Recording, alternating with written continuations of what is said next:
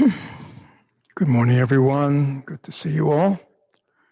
Especially good to see live human beings in the hall. Not that our little screens aren't a form of connection. It's nice to see us in three dimension.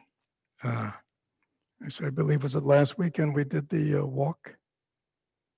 Yeah. So last weekend we had kind of a mindful gathering in Lettuce Lake Park here in Tampa. There are some 40 people there.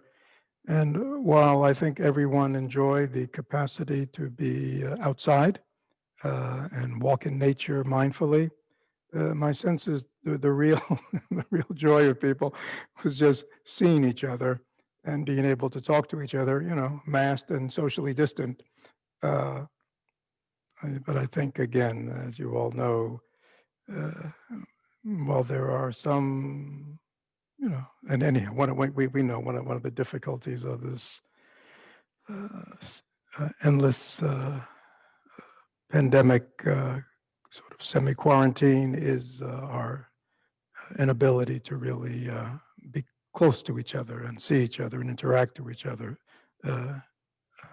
as we, as human beings always do. So, but this is what's going on. So we have to accept it and work with it. But as the opening verse just said now, we are here, and no matter what's going on, we always have the capacity to generate peace. So please take a moment just to check your mind and to make sure that in this moment you are at peace. There's nothing disturbing you.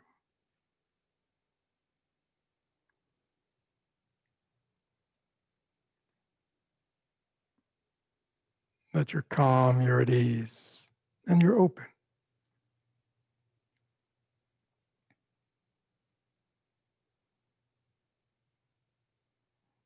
Again, this is the great gift of the practice. That whatever is going on in the external world, that we cannot often control or even have much effect on, and we always have the capacity within ourselves to cultivate calmness and peacefulness and openness. This is the great gift of the practice. So this weekend, I'm involved with what we call our Dharma transmission group. And for those, maybe some of you who aren't aware exactly what that is, and this is our second group. So there is a group in our community who have made the commitment for 3 years to study and practice the Dharma in a very systematic way. And they make a commitment to many things, but one of them is that, of 2 hours every day of study and practice, which is, since they're all lay people and many of them have family and work and stuff like that, that's a significant commitment. But they have done it, and they are actually our second group. We are in the second year with this group, and the prior group must have ended 2 years ago. And they went for 3 years. And the inspiration for that group was that I realized 2 things. One thing is that the group of us who had really supported and founded the community and really supported the community and all its programs, we were prone to sickness, old age, and death, like everything else in life. And I wanted to make sure that there were people coming up who had that same grounding in Dharma. And that also I wanted to be able to present it in a very systematic way. There's a lot we offer in our community through all our retreats, our intensives, our classes, but this was a systematic presentation. So the first group went through, I think we had 14 or 15 people in it, and many of them are our current crop of leaders in our community. Maria Teresa is sitting here, and Angie, and David, and Bill, and really most of the people on our leadership council, Tammy, who is head of the board, chairperson of the board, and many others were all in that first group. So it's wonderful that they have continued, to offer a service, and that they not only have great competencies and ability in a kind of a worldly way in terms of their skills and everything to offer to your community, but they're also very committed practitioners.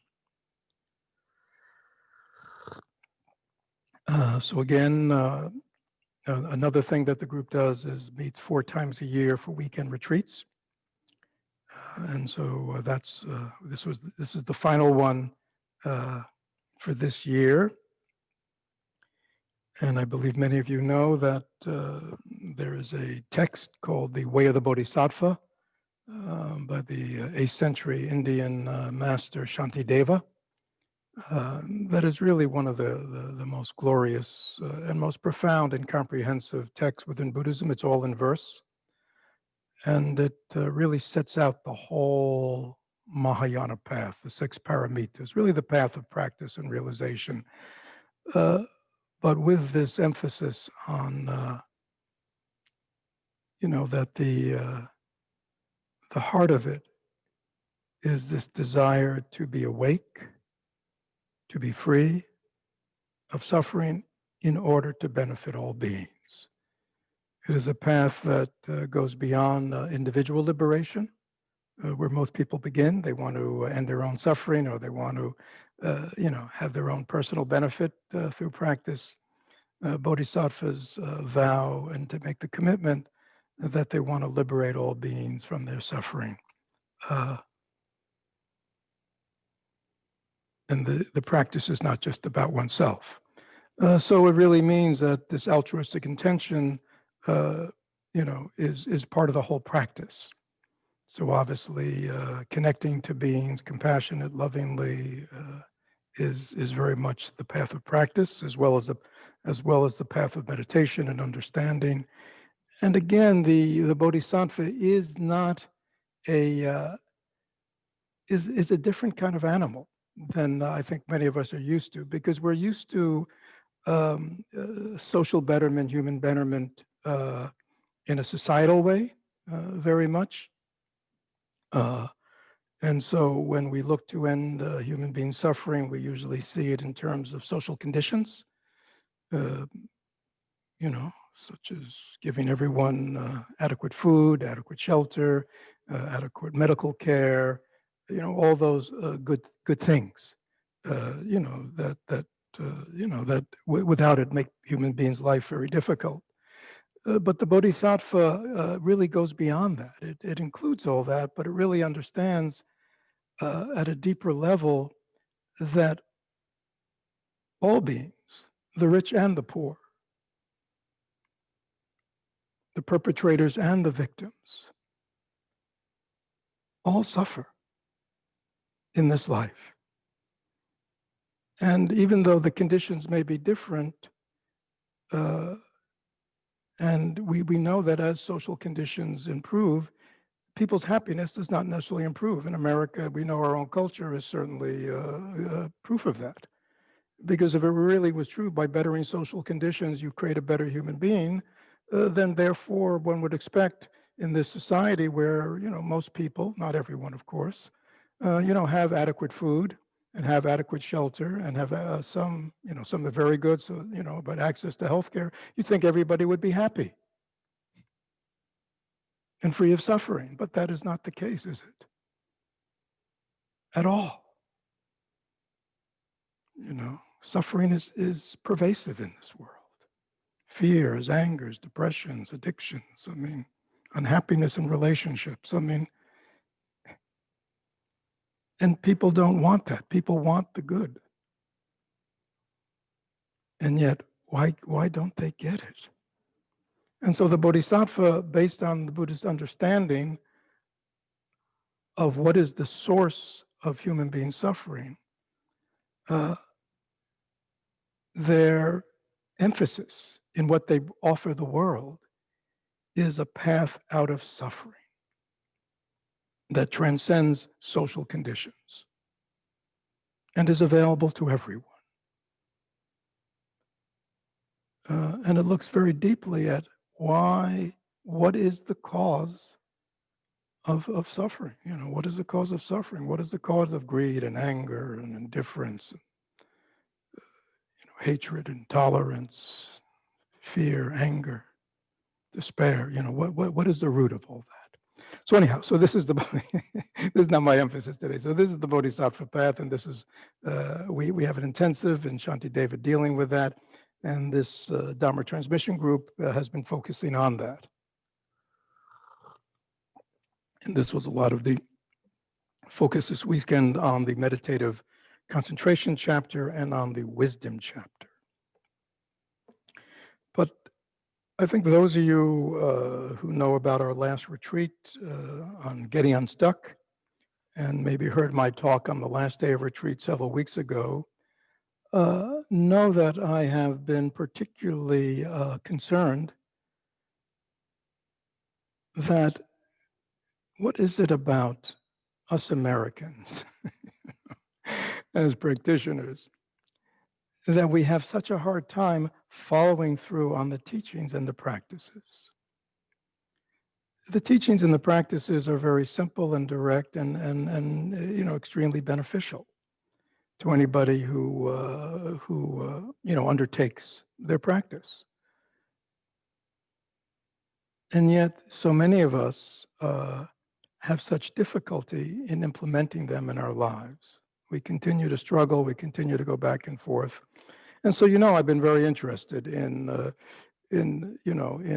gathering information from our community leaders and mentors, about what are all the topics that people bring to their mentorships, to their mentoring groups, to their individual mentoring. What are the problems that people are dealing with that are really getting in the way of their ability to practice and implement the teachings, which are so effective? And of course, I realized not to really attend to those obstacles and hindrances and just continuing to teach the Dharma is really not helpful if people aren't really able to implement it, live it, and therefore reap the fruits of it. If anything, it can make people frustrated.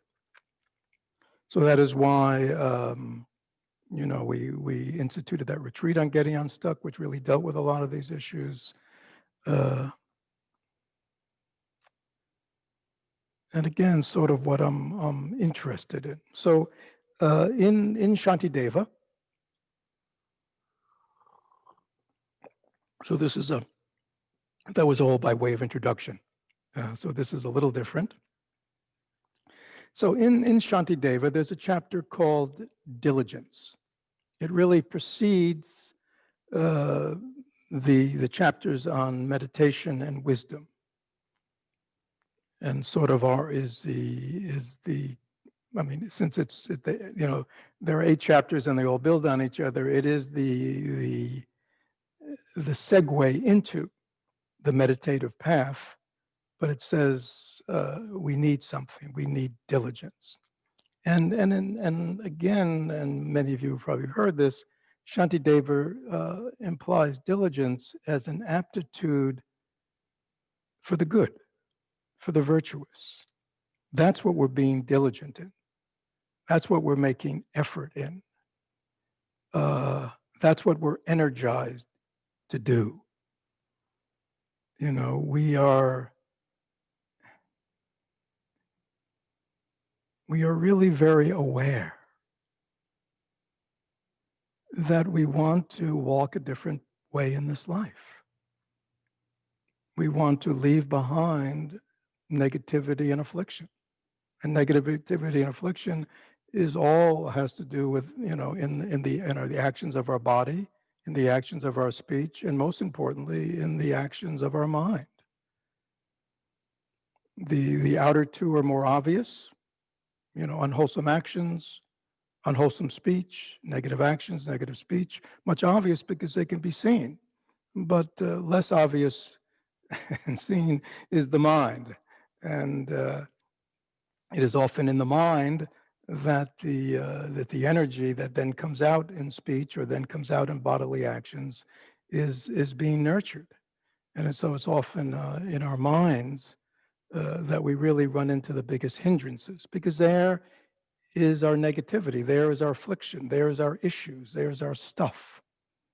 There's the stuff that is just always calling us, and we're involved in.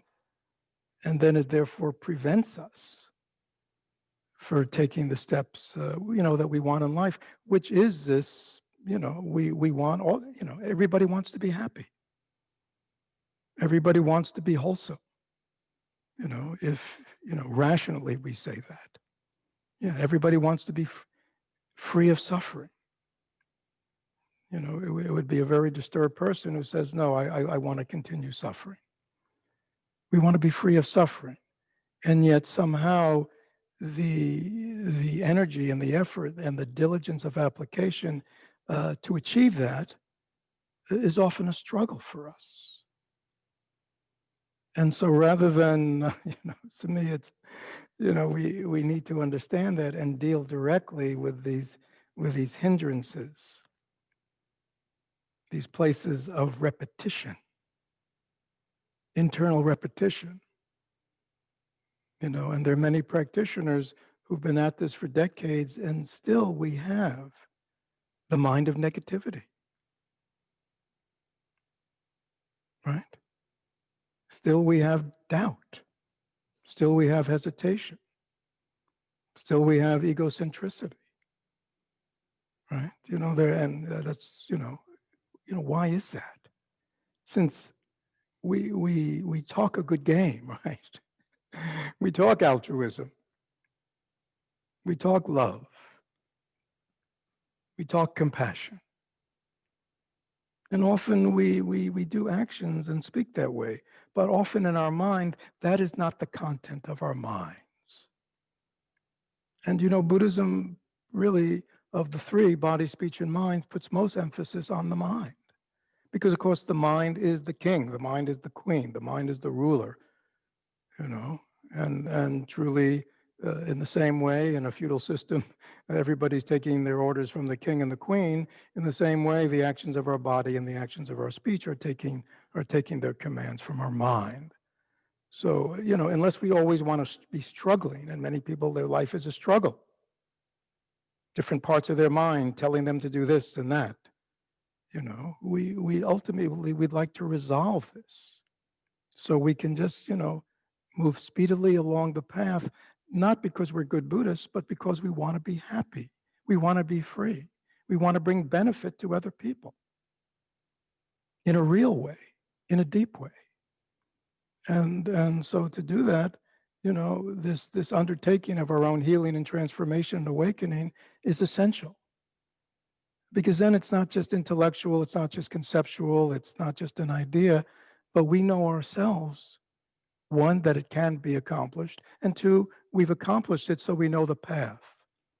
So therefore, when we talk and speak and teach others, we have greater capacity. And when I say that, I don't just mean that we're showing up in the world as a great Dharma teacher. I mean, even in our lives,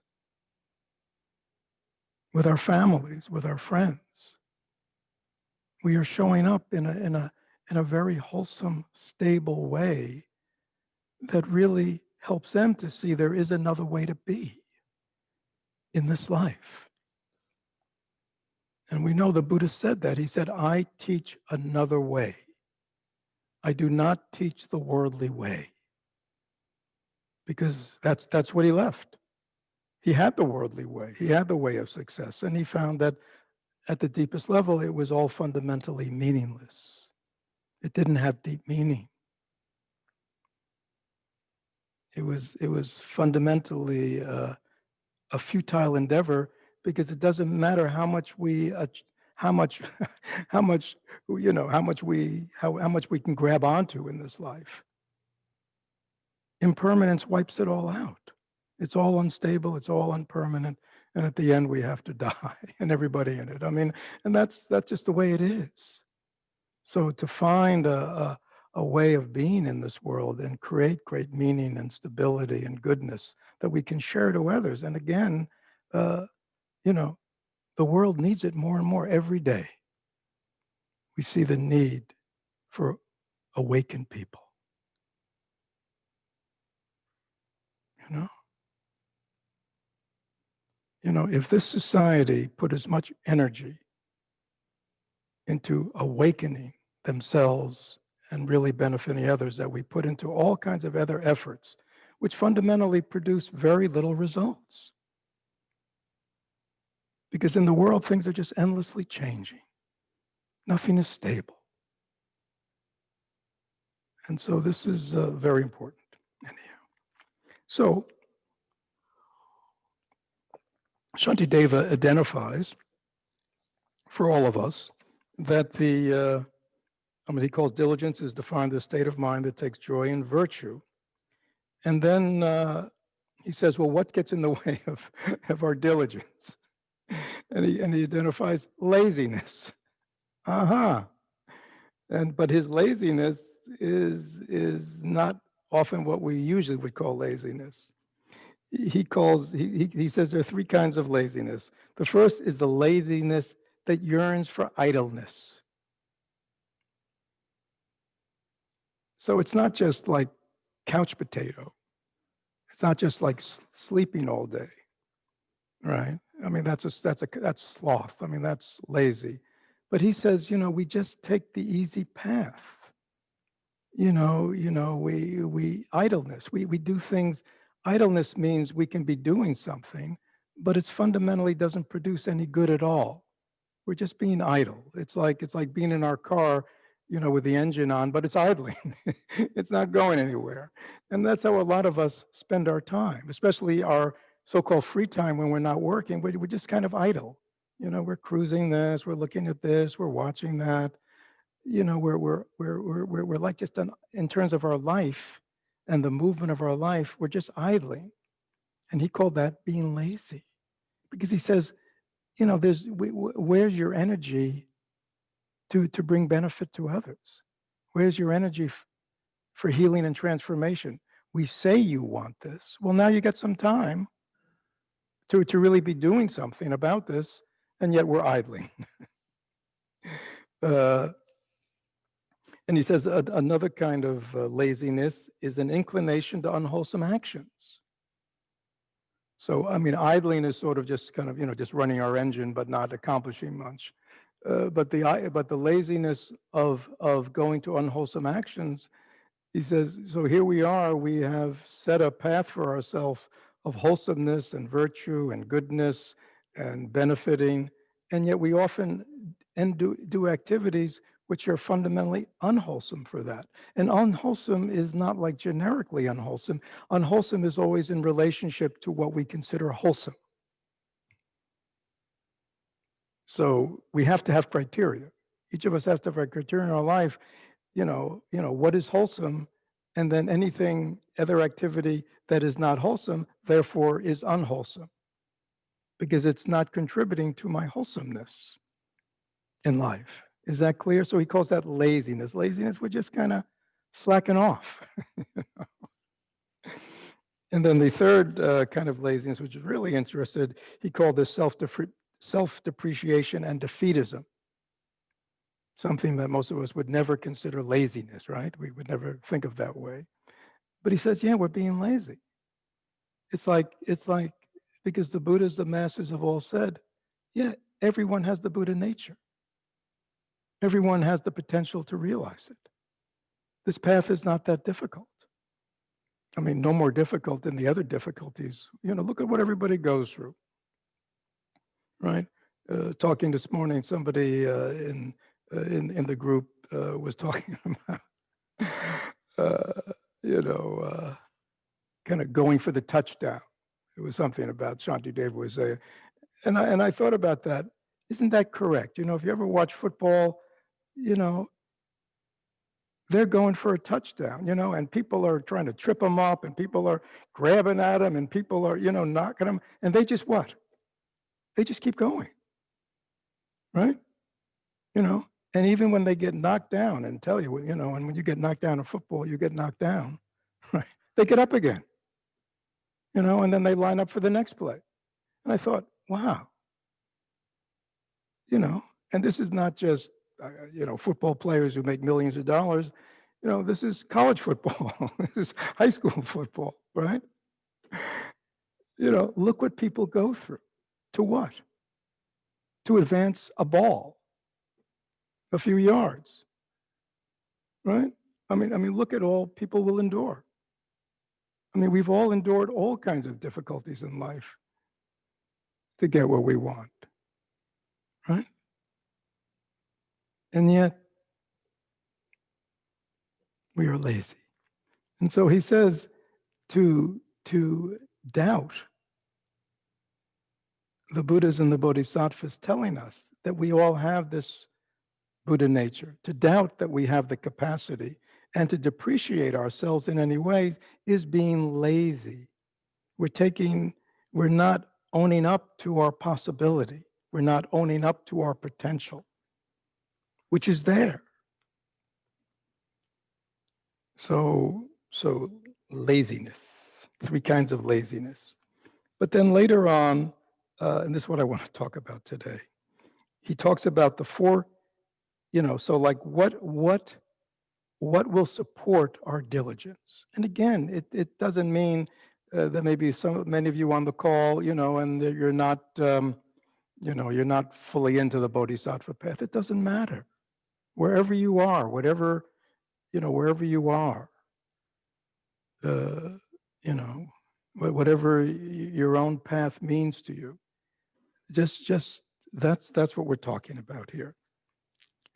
And he says, it is through the 4 forces of aspiration, self-confidence or steadfastness, joyfulness and relinquishment, that we're able to discard the 3 kinds of laziness and enhance our diligence.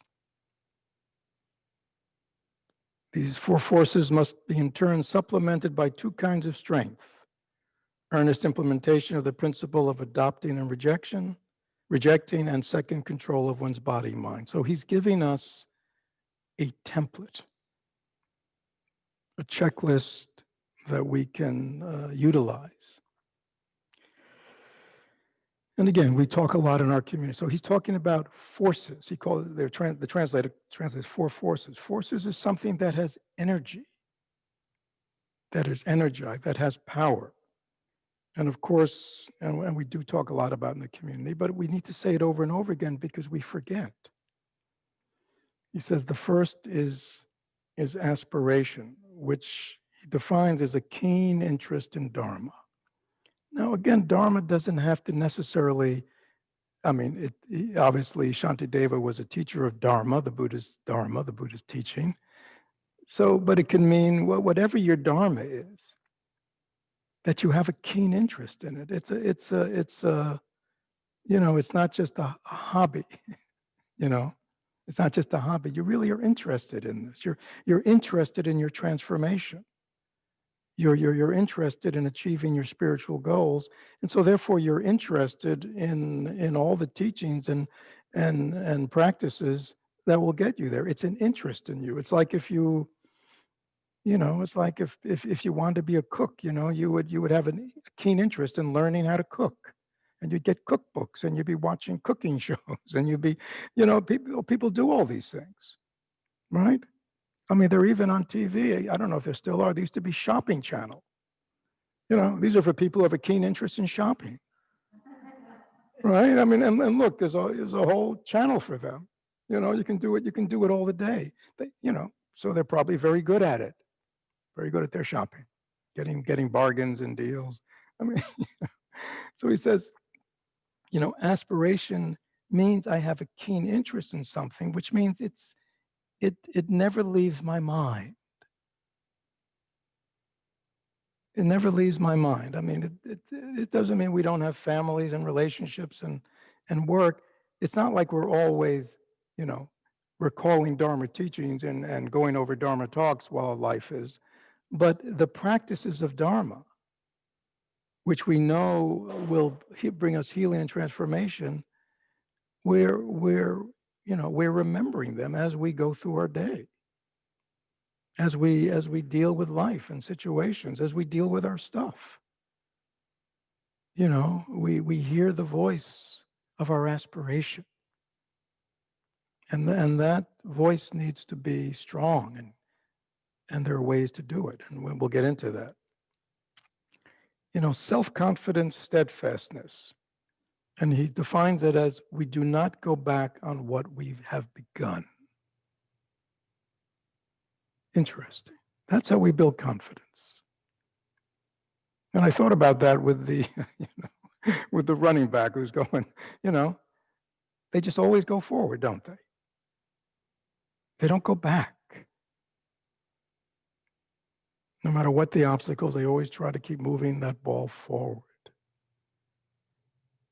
And many of us, we don't have that steadfastness. And Shantideva says, actually, later on, he says, before you begin this path, take an assessment. Take an assessment of your aspiration and take an assessment of where you are, where your abilities are, get very clear how much energy you want to devote to this. He says, assess that first. And then that's where you begin from. That's where you practice on. But don't fall back. He says, if you set that for yourself, every time you fall back, you are undermining your capacity to become confident in your ability.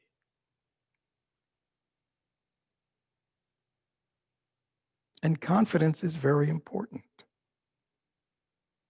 And it's not a confidence of arrogance or pride. It's a confidence of knowing that I have the capacity to accomplish what I set out to accomplish. That's confidence.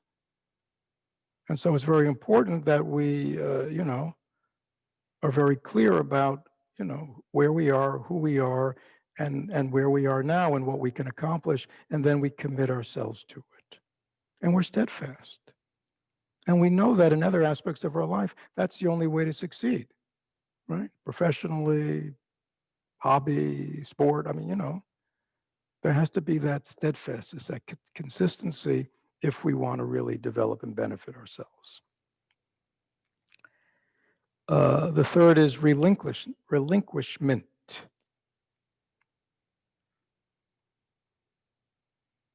We have to be willing to let go of things that need to be let go of. We have to be able to stop, whether it's a mind state, whether it's a pattern of thought, whether it's a way we're speaking, whether it's an action of our body, whether it's a situation we're in. When we realize this is not wholesome, this is not supportive of my aspiration, we have to have the capacity to let it go, to relinquish it, right? Because we're very clear, again, if we don't have that power, if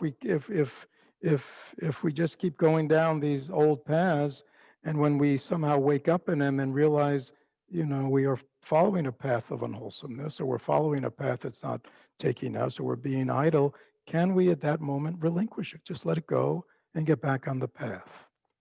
And the fourth, which is so important, is joy. That is his fourth power. Aspiration, self-confidence, steadfastness, joy, happiness. That is a very powerful energy, right? We know behaviorally, people move toward, people move toward things that make them happy. People move away from things that make them unhappy, right? Pleasure and pain, reward and aversion. Those are the polarities. So we need to take joy in the path. And so let me, going on. So just coming back to aspiration, he says, and actually this is not him. I'm reading from the Nectar of Manjushri speech by Kunzang Pelden. It's a 19th century commentary on Shantideva text. And it's line by line. He says, the root of aspiration or keen interest in the Dharma is a constant reflection and confident meditation on the fully ripened effects of positive and negative actions, knowing that these same effects are indelible and must be experienced either as happiness or misery. So this is very important. You go, well, all right, well, how do you How do you have some joy or enthusiasm, positive enthusiasm, for your walking the path? And he says, we need to reflect. What do we reflect on? That the causes I'm making now are going to ripen and bring me to where I want to get to. When I reflect like that, that makes me happy. You see, we need to reflect on the positives of what we're doing, the positives that we are reaping, and will reap even in the future. And the key thing is, again, this very much goes back to the retreat where we focused on that Americans, we skip reflection. We go, we hear the teachings, then we try to practice. We read the teachings, then we practice. But the Buddha said, and all the teachers said, and here he's saying again, reflect. How often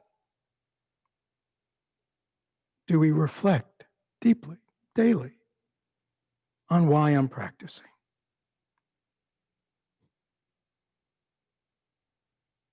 How often do I reflect on, the pain and the suffering of my life that I want to no longer experience? I mean, to know that I'm leaving suffering behind makes me happy, right? Right? If I've been in jail, suffering, unhappy, and all of a sudden they open the door and I can go out, when I step out, I'm going to be happy. I don't even know where I'm going. Right? Right? But just to know that I am now on a path that I can have control of my life, right? In that moment, that prisoner is happy because they know there's a way out of suffering. And so we have to reflect on why we practice.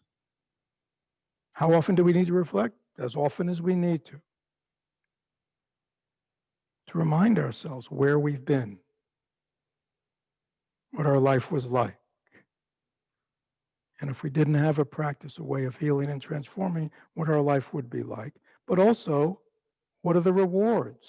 This is why we read the teachings. These are why we hopefully have elders in the Sangha and elders in the community and great teachers in the world and mentors, people who can attest, that it does get better.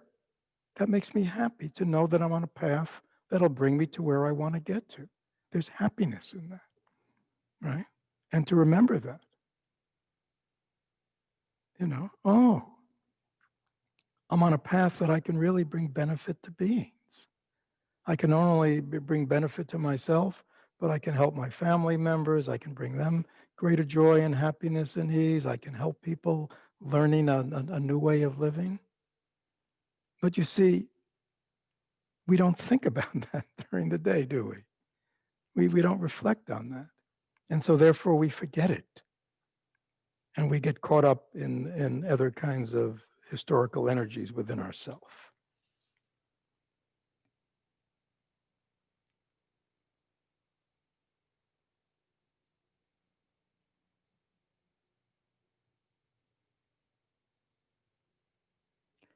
This is in terms of, he calls it courageous self-confidence. He says, first, we must decide that we ourselves will accomplish the task. Second, we must tell ourselves that we will not succumb to defiled emotions. Third, we must assure ourselves that we are able to do it, reflecting that we are indeed able to discard all faults and accomplish every excellent quality.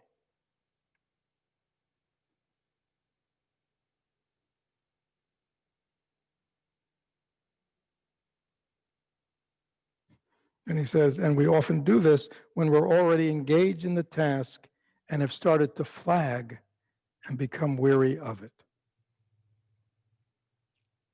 So again, how does one, people, this is very important because people who don't have confidence in themselves, confidence in the path, who kind of have a mindset that is more self-defeating, self-critical, not very supportive of themselves, not very supportive of their aspiration and their capacities.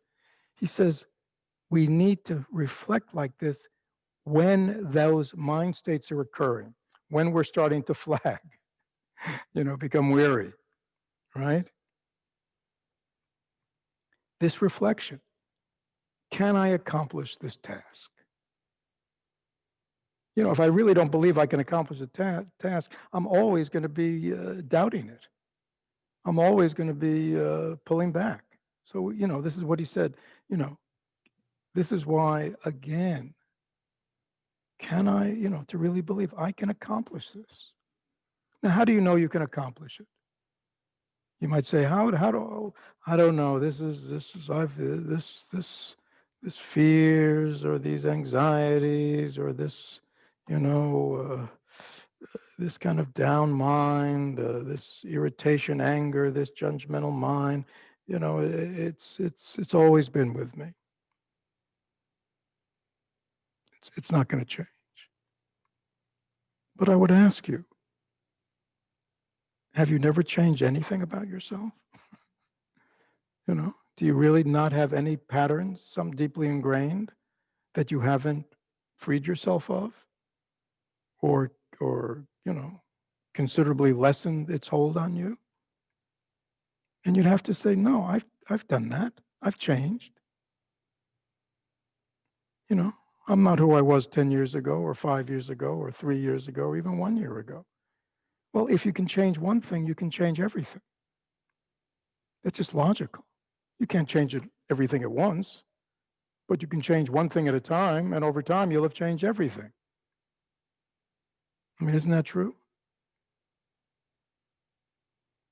Plus, we look around and we see other human beings, our Sangha brothers and sisters who are close, the elders in our community, who will often say to the newer ones, yeah, I used to be like that. I used to have the same exact thing. I still do. I still hear it sometimes. But it's so much less. It's so much less now. Or I don't even go down that road anymore. That should give us confidence that we can do this. Second, we must tell ourselves that we will not succumb to defiled emotion. Succumb is the key. This is very important. A lot of people get discouraged because their defiled mind states and afflictions still arise. Of course they arise. The mind is conditioned. It is conditioned by our past. And if we have cultivated these mind states in the past, they will arise again. They cannot not but arise. Succumb to them means when they arise, what do we do? That's succumbing, giving in. And that's where practice comes in. People go, oh, I can't believe I've been practicing all these years and these things still arise. Well, of course they arise. They arise because we cultivated these mind states for decades. That's not the problem. The problem is when they arise, we succumb to them. What does succumb mean? Which means we end up letting them take us over.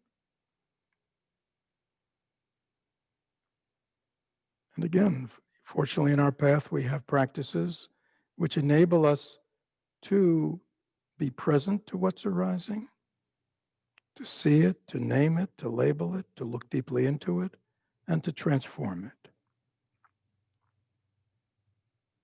We don't repress it. We don't deny it. But we don't succumb to it. Because succumb to it keeps us in the same place we've always been.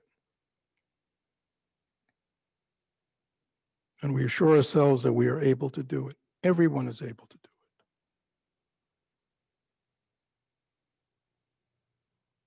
How can I say that? Because all mind states are conditioned. Whatever your mind state, whatever your issue, you weren't born with it. You didn't come out of the womb, with issues. They were developed later on, and anything that can be developed can be undeveloped. As well as once we become conscious, we can consciously go about wanting to develop wholesomeness, wholesome mind states, patience, and love, and acceptance, and understanding, generosity. There's so many things that we can be cultivating that transform and heal us. And now I'm reading about the force of joy. It's really sweet. He says, small children delight in their games. Because, sometimes Dharma seems very kind of heavy, especially Shantideva. He's I call him an Old Testament Buddhist. I mean, he's heavy duty. It's another era of Dharma. But yet, and every now and then he throws in words like, lightness or joy or happiness, which shows really where he's at. So he says, small children delight in their games, and they do not expect any reward for what they do, whether now or in their life to come. They want only the simple joy of play, and they never have enough of it. This is exactly how bodhisattvas should be in whatever they do for the sake of others. Acts of generosity, any other of the paramitas. They ought not to expect any reward for what they do. Instead, they should simply be devoted to the task that they're doing. Just take great pleasure and exhilaration from what they do, just like children, right? They love their play, don't they? Totally involved in their play. It's just play, it's not real, right? Because they're not looking for outcome. They're just in the play. And they have a wonderful ability to go from one play to another. They go to the next one, right? And they just keep, And so he's not saying to be like a child, but he's saying, look at that attitude, because they're free. They're enjoying what they're doing. They're not heavy. They're not thinking about what is this, they're not thinking of the past. They're not thinking of the future. They're just totally doing what they're doing. That's the way we should be. Bodhisattvas should be, totally involved in our life of helping, of giving, of practicing generosity, practicing patience, practicing mindfulness, practicing introspection, practicing transformation of unwholesome mind states, cultivating the wholesome. It's just, we should just be doing it and enjoy doing it. And the outcome will come naturally. And then, as he said earlier, these four forces are supported by these earnest practice, the strength of earnest practice, and the practice of controlling body, speech, and mind, some degree. Yeah, unfortunately, my friends, we need some degree of self-control. Sorry to say that.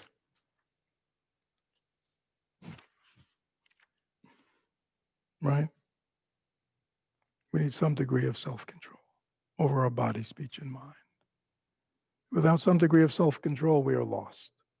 Because we can't, no matter what our aspirations are, no matter what our goals are, no matter what our heart's telling us, if we don't have the capacity to be somewhat in control of the actions of our physical body, of the words that come out of our mouth, and some degree of control over where our mind goes, then it'll be very difficult for us to implement anything that we want, right?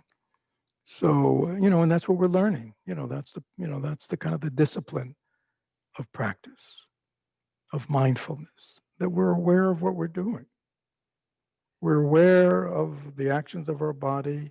We're not just unconsciously, letting our body and its impulsivity lead us around. We're aware of where we are. We're aware of where our body is going toward. And we have criteria, wholesome, unwholesome. We exercise some degree of self-control. We don't just let our mouth flap. Many people, their mouth is just an open flap, right? And anything everything I think just comes out of it. There's no self-awareness. There's no self-control. No, words are words are key. They're the primary way we relate to each other. And the Buddhism has a lot to say about what is right speech, what is loving speech, what is constructive speech, and what is harmful, what is destructive, what is divisive. So we need to exercise self-control, but most importantly, we need to exercise self-control over our mind. We can't just let it roam wherever we want. And that's, of course, mental cultivation, mindfulness, concentration, insight, all those practices we do give us an ability of self-control. The 5 mindfulness training, the 14 mindfulness trainings give us control over the actions of our body and our speech. But it's not control for the sake of control. It's control so we are able to move smoothly, effortlessly, consistently along our chosen path. And again, I would encourage all of us to reflect daily, what is the path that I've chosen in this life? Why have I chosen this path? Right? I mean, this is a daily meditation, Why have I chosen this path? What is it? There has to be a reason for it. What do I hope to accomplish by following this path? We have to take ownership. We can't just be unconsciously going along, saying we're doing something, but we don't have ownership. We haven't made it personal. We haven't made it intimate. We haven't really said inwardly, yeah, like to myself. It's like a commitment that we make with ourselves. Yeah, I am committed to following this path. I am committed to the transformation of my body, speech, and mind. I'm committed to really being of benefit to others, right? And throughout my day and the actions of my body, speech, and mind, I will be doing my best to always be doing actions of body, speech, and mind that are taking me on my path, just working it, and very diligent not to go off, right? I mean, there has to be that ownership. Many people don't have ownership. So they're very, many of us are very good in public. But, we get away from the public. When we're just alone with ourselves, it's like anything goes. Well, that anything goes is not anything goes, you see. The anything that goes when we do that is the anything that goes from our conditioning. Don't be surprised when you kind of just kick back, whatever that means, that what takes over is your conditioning, because that's our default. So again, the reason I want to share this morning these 4 forces, because again, they're not about the actual practices of Dharma. They're actually the forces that are needed to be able to practice Dharma and get some real benefit from it, right? Aspiration, steadfastness, confidence, relinquishment, and joy. These are the 4 forces that we need to cultivate. So good. I get a few minutes. If you have any questions, please, you can chat them in to Bill. Just at the bottom of your screen, there's a chat function, and you can chat them in, but there is somebody in the hall who, right? Jose, you want to? So somebody want to give Jose a mic? Is it a short question? So I'll just say it out loud. So the question is what?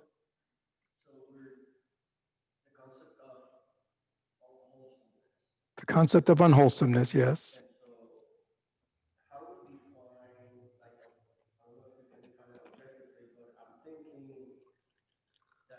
Wholesomeness for me is, there's things that are wholesome and unwholesome, good and bad, but this really wholesome, and I define it kind of like anything that So let me just say, so Jose's saying, he's trying to go in his own mind, how does he define wholesome and unwholesome? Because sometimes it's not clear. And so therefore, he's now sharing the process he goes through, which is what? which is unwholesomeness, anything that interferes with my inner peace. Okay. But see, that's important. So Jose says he defines unwholesome as anything that interferes with his inner peace. So again, you're defining wholesome and unwholesome in terms of your aspiration. You see, your aspiration is I want to have inner peace. I want to be more peaceful in my mind, right? Which means there's no conflict, there's no agitation, right? It's not always stirred up, not a lot of emotionality. It's peaceful, it's calm. So anything that supports that, you would consider wholesome. Anything that doesn't support it or disturbs that is unwholesome. Yeah, that's exactly right. Yeah. But then but again, that's great. But then how do we live that? You see, that's the thing. And I think that's what they're getting at is that we have to, carry that with us, carry that aspiration with us. Just can't be here in the hall when we're stepping back and you're reflecting. I know you're a veterinarian, right? So again, I mean, it's like, do you carry that aspiration with you? I'm not saying you don't, you know what I mean? But you carry it with you. You carry it to the office, you carry it to your interactions with others, you carry it to home and your interaction with other people. Is that aspiration with you? And are you watchful? You see, and obviously the more stronger that aspiration is and the more watchful we are, you know what I'm saying, the more chance that you will experience a peaceful mind. Is that right? And if we don't do that, then then we won't experience that. Right? Yeah. Thank you, Jose. Yes, Bill. Could you speak more about the force of relinquishment? Yeah, so this is very powerful. You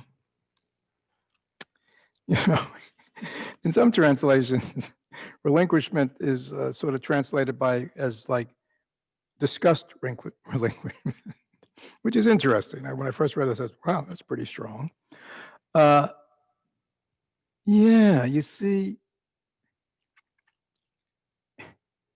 to relinquish means what? To let go, right? We let go of something.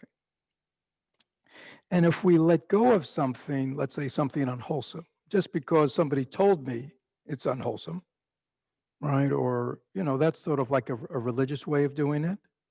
You see, where, I've been told this is bad and therefore I should relinquish it. But Buddhism says, no, we should look deeply. We should reflect deeply. And so we should look at these habits, right? These habits of action, the things we do with our body, the things we put into it, the things we do with it.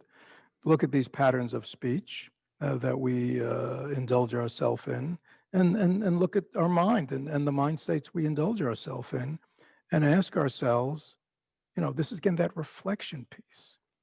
We should reflect on each of these mind states, each of these hindrances, each of these places, and goes and think, is this good for me? Is this healthy for me? Is this creating positive energy in my life or negative energy in my life? You see? And what that word disgust means like I come to the conclusion, no, this is not good. Right? This is not good for me. It's not healthy for me. Or this is not good or healthy, for me to bring this into my relations with other people. You see, so if there's not that, disgust is a strong word, but you know what I mean. It's sort of like you just go, ooh, this is disgusting. It's not good. It's not pretty. It's not beautiful. It's not wholesome. And so when there is that disgust quality that comes from reflection, we have to look at our egocentricity. We have to look at our judgmental mind. We have to look at our negative mind. We have to look at the mind of dissatisfaction. We have to look at these things and be disgusted by it, going, yeah, this is not good. It doesn't feel good when I'm here. It doesn't help my relationships. It harms my path. You see? Then letting go, relinquishing, becomes much easier. But if we haven't gone through that process, if we just kind of have, this I don't want to do this, and we wonder, why am I still doing this years later? It's because we haven't daily reflected on this habit within myself and come to the place where it disgusts us. I mean, it doesn't, like, for those people who go down the road of shame and self-hate, this is not that, okay? You're not disgusted with yourself. You're disgusted with the energy of this mind state. Is that clear? That's what you're disgusted with. It's not about you. You're good. You want to be wholesome. You want to be happy. That's who you are. But there's this part of us, this old part of us, that still operates quite robotically on these old ways, these old patterns, these old cuds that it chews on. And there has to be that weariness. Maybe weariness is a better word than disgust. We have to be weary of it. So there's some energy to when it arises that we let go, we relinquish, and we do something else. Maybe, is there one more, Bill, or we should?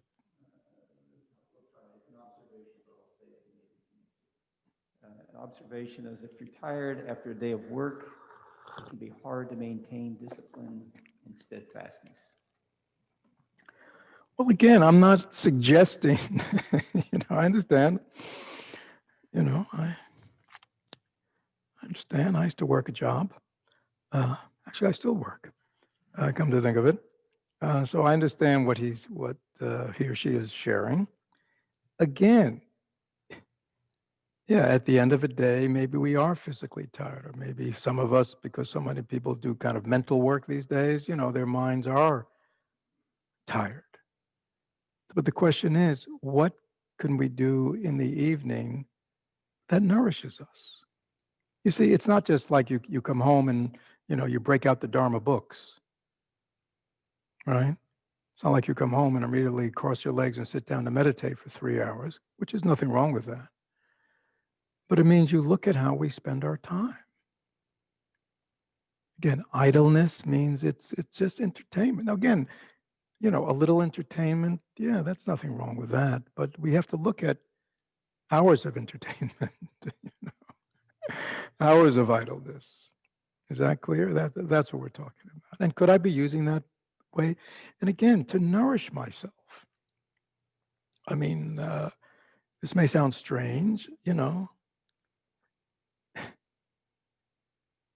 preparing your dinner in a mindful way can be very nourishing.